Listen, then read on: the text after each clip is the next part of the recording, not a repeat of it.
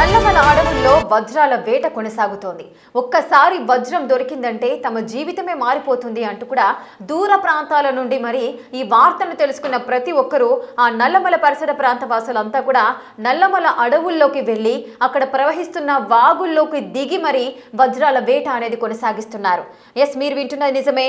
అటు నల్లమల అడవుల్లో వజ్రాల వేట అయితే కొనసాగుతోంది. అటు మహానంది, సిరివెల్ల ఈ సరిహద్దుల్లో వాగుల వద్ద వజ్రాల వేటను కొనసాగిస్తున్నారు అక్కడున్న ప్రజలంతా కూడా. తెల్లవారుజామునే దూర ప్రాంతాల నుండి మరి జనమంతా కూడా ఆ వాగు దగ్గరికి చేరుకోవడము, వజ్రాల వేటను కొనసాగించడం చేస్తున్నారు. ఇక్కడ వజ్రాలు దొరికినట్లుగా మరికొంతమంది చెబుతున్న సందర్భాలు.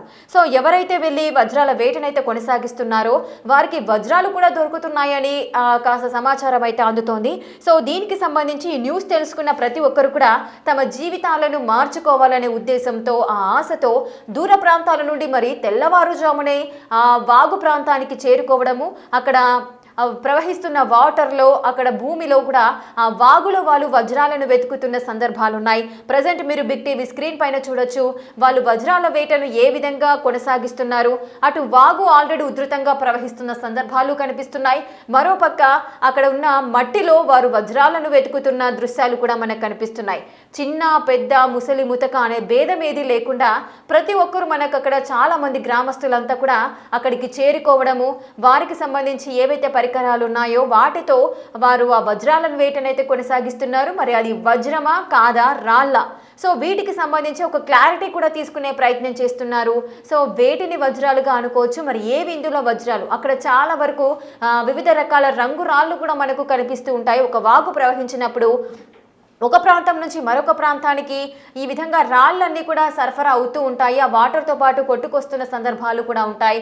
సో ఆ విధంగా వాళ్ళంతా కూడా ఈ వజ్రాలు మరి ఏ ప్రదేశం నుండి కొట్టుకొస్తున్నాయి, మరి నిజంగా అక్కడ వజ్రాలు ఉన్నాయా లేదా, మరి వారంతా కూడా సేకరిస్తున్న ఆ రాళ్ళు అనేవి, ఆ స్టోన్స్ అన్నీ కూడా వజ్రాలేనా, మరి వాటిని ఇంకా ఏ విధంగా ప్రాసెస్ చేస్తారు? ఒకవేళ నిజంగా వజ్రాలు అయి ఉంటే అధికారులంతా ఈ విధంగా వీరు విచ్చలవిడిగా వజ్రాల వేటను కొనసాగించినప్పుడు అధికారులు చూస్తూ ఊరుకునే పరిస్థితి ఉండదు. మరి నిజంగానే అక్కడ వజ్రాలు దొరుకుతున్నాయా, ఇదంతా ఒక అపోహన? సో దీనికి సంబంధించిన డీటెయిల్స్ కూడా మనం తెలుసుకుందాం. మా ప్రతినిధి శ్రీరామ్ అందుబాటులో ఉన్నారు. శ్రీరామ్, నల్లమల అడవుల్లో వాగుల్లో కూడా వజ్రాల వేట అనేది కొనసాగిస్తున్నారు. చాలా మంది వజ్రాలు దొరుకుతున్నాయని చెబుతున్నారు. మరి నిజంగానే ఆ వాగుల్లో, నల్లమల వాగుల్లో ఆ శివారు ప్రాంతాల్లో వజ్రాలు దొరుకుతున్నాయా? వారికి దొరికే ఆ రాళ్ళన్నీ కూడా వజ్రాలు అనుకోవచ్చా? వాటిని ఏ విధంగా ఐడెంటిఫై చేస్తున్నారు? ఇది నిజమేనా?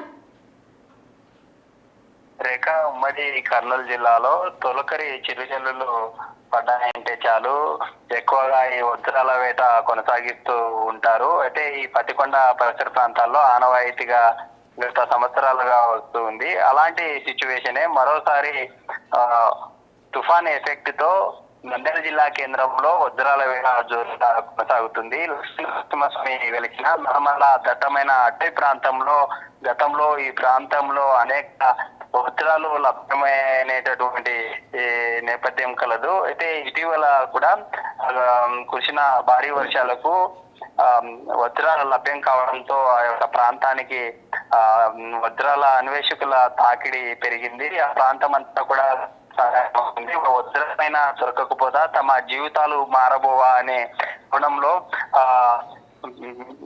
పిల్లవాళ్ళను మొదలుకొని పెద్దవారు అందరూ కూడా కుటుంబ సభ్యులు కావచ్చు లేదా పెద్ద ఎత్తున యువత కూడా ఆ ప్రాంతానికి చేరుకొని ఉదయం నుండి సాయంత్రం వరకు చీకటి పడే సమయం వరకు కూడా వజ్రాల కోసం అన్వేషిస్తున్నటువంటి విజువల్ మనం చూస్తా ఉన్నాం. ఇప్పుడు అంతా కూడా నంద్యాల జిల్లా సమీపంలో ఉండే మహానంది, సిరివెల్ల సరిహద్దుల్లో లక్ష్మీనరసింహస్వామి ఆలయం ఉంటుంది. నల్లమల దట్టమైన అటవీ ప్రాంతంలో గతంలో ఈ ప్రాంతంలో వజ్రాలు లభ్యమయ్యాయనేటటువంటి వార్తల నేపథ్యంలోనే ఈ ప్రాంతానికి చేరుకొని పెద్ద ఎత్తున వజ్రాల వేటను కొనసాగిస్తూ ఉన్నారు. ఇటు ఏదైతే అక్కడే స్థానికంగా లక్ష్మీనరసింహస్వామి టెంపుల్ ను ఆనుకొని ఉధృతంగా ప్రవహిస్తున్న నదిని సైతం లెక్క చేయకుండా పెద్ద ఎత్తున ప్రవహిస్తున్న నీటి ప్రవాహం ఏదైతే ఉందో అందులో పెద్ద ఎత్తున పబ్లిక్ అంతా అక్కడికి చేరుకొని వజ్రాల కోసం వెతుకుతున్నటువంటి విజువల్స్ కూడా మనం చూస్తా ఉన్నాం. ఎందుకంటే శ్రీరామ్, ఒక్క విషయం శ్రీరామ్, ఇప్పుడు వాళ్ళంతా కూడా కొన్ని రాళ్లను పట్టుకుంటున్నారు, అవన్నీ కూడా వజ్రాలు అనుకోవచ్చా? అంటే వజ్రాలను వారు ఏ విధంగా గుర్తిస్తున్నారు? దానికి ఏదైనా స్పెషల్ ఐడెంటిఫికేషన్ ఏదైనా ఉంటుందా? అక్కడ ఉన్న కొంతమంది కూడా వాటిని చెక్ చేస్తున్నారు, ఇవి వజ్రాలా కాదా అని. ఏ విధంగా ఐడెంటిఫై చేస్తున్నారు? ఈ వజ్రాల వేట కొనసాగించే ప్రాంతాల్లో పెద్ద ఎత్తున ఏజెంట్స్ ఉంటారు. స్థానికంగానే తిష్ట వేసి అక్కడ లభించే రాళ్ళన్నీ కూడా వజ్రాలుగా వీళ్ళు వజ్రాన్వేషకులు భావించిన అందులో ప్రధానంగా సూర్యముఖి రాళ్ళు కావచ్చు లేదా వజ్రాలు, అందులో ఉండే డైమండ్ డిటెక్టర్ లో దాదాపు దొరికిన ఒక డైమండ్ ను పరీక్షించాలంటే కనీసం 10 పాయింట్లకు గాను 6-7 పాయింట్లు వస్తే అందులో వజ్రం ఉన్నట్లుగా నిర్ధారించుకుంటారు.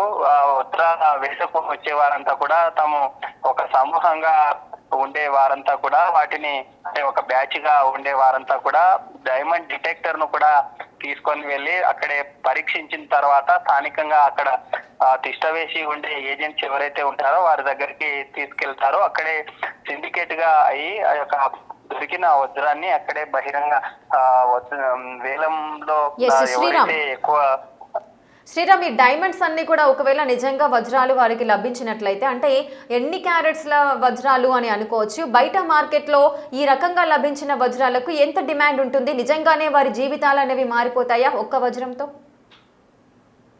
రేఖ, ఖచ్చితంగా. ఎందుకంటే గతంలో ఉమ్మడి కర్నూలు జిల్లా పత్తికొండ సమీపంలో అనేక మందికి ప్రతి ఏటా ఖరీఫ్ ప్రారంభ సీజన్ లో పెద్ద ఎత్తున వజ్రాలు లభ్యం అవుతూ ఉంటాయి. దొరికే ఏవైతే ఉన్నాయో అందులో ఉండే క్వాంటిటీని బట్టి దాదాపు లక్షల నుండి కోట్ల రూపాయల వరకు పలికిన సిచ్యువేషన్ గతంలో ఉంది. అందుకోసమే పెద్ద ఎత్తున ఈ వజ్రాల వేట కోసం ఇటు ఫ్యామిలీలో ఉండే అందరూ కూడా అక్కడికి చేరుకొని ఖచ్చితంగా ఒక వజ్రమైన దొరకకపోదా తమ జీవితాలు మారబోవా అనే యాంగిల్లోనే ఆ ప్రాంతానికి చేరుకొని పెద్ద ఎత్తున అన్వేషిస్తూ ఉంటారు. అందులో ఉండే డైమండ్ డిటెక్టర్ ద్వారా నిర్ధారణ అయిన తర్వాత అక్కడే స్థానిక ఉండే ఏజెంట్స్ ఎవరైతే ఉంటారో వారి ద్వారా ఇదంతా కూడా జీరో సంబంధిత బిజినెస్ కాబట్టి ఇదంతా కూడా రహస్యంగా అక్కడే ఉండే ఏజెంట్స్ ద్వారానే వీటన్నింటిని వ్యాపారం చేసుకుంటారు. ఎవరికైతే డైమండ్ దొరికిన తర్వాత అక్కడ ఉండే ఏజెంట్స్ అంతా కూడా క్యాచ్ చేసుకొని తక్కువ మొత్తంలో తీసుకొని వారు సొమ్ము చేసుకుంటున్నారు అనేటటువంటి వార్తలు అయితే ఖరీఫ్ ప్రారంభ సీజన్ లో వస్తాయి. అయితే తుఫాన్ ప్రభావంతో మరోసారి నంద్యాల సమీపంలో ఉండే ఈ లక్ష్మీనరసింహస్వామి నల్లమల్ల దట్టమైన అటవీ ప్రాంతంలో ఉండే ఈ ప్రాంతంలో పెద్ద ఎత్తున మరోసారి చెల్లడబడుతున్నటువంటి పరిస్థితి.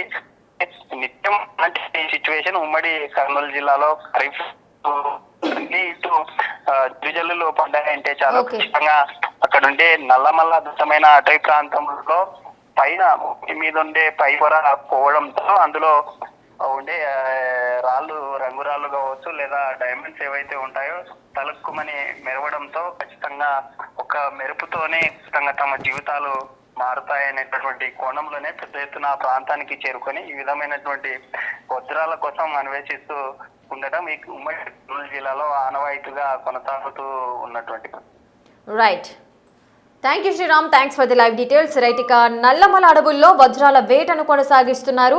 మహానంది సిరివెల్ల సరిహద్దుల్లో వాగుల వద్ద వజ్రాల వేట అయితే కొనసాగుతోంది.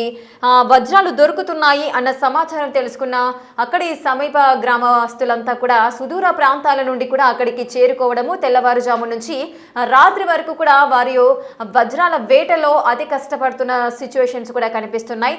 వయసుతో సంబంధం లేకుండా చిన్న నుంచి పెద్ద వరకు, ముసలి వారి వరకు, సో వృద్ధులు అనే తేడా లేకుండా ప్రతి ఒక్కరు కూడా ఆ వేటలో భాగస్వాములం అవ్వడం మనం చూస్తున్నాము. అక్కడున్న ఆ వాగులు కూడా, వాగులో వాటర్ కూడా చాలా ఉధృతంగా ప్రవహిస్తోంది. అంటే ప్రమాదాన్ని కూడా లెక్క చేయకుండా తమ జీవితాలు మారిపోతాయి అన్న ఆశతో వజ్రాల వేటను కొనసాగిస్తున్నారు. అక్కడున్న కొంతమంది ఏజెంట్స్ కూడా అవి వజ్రాలా కాదా అని డైమండ్ డిటెక్టర్తో కూడా చెక్ చేస్తున్న సిచ్యువేషన్స్ కూడా ఉన్నాయి.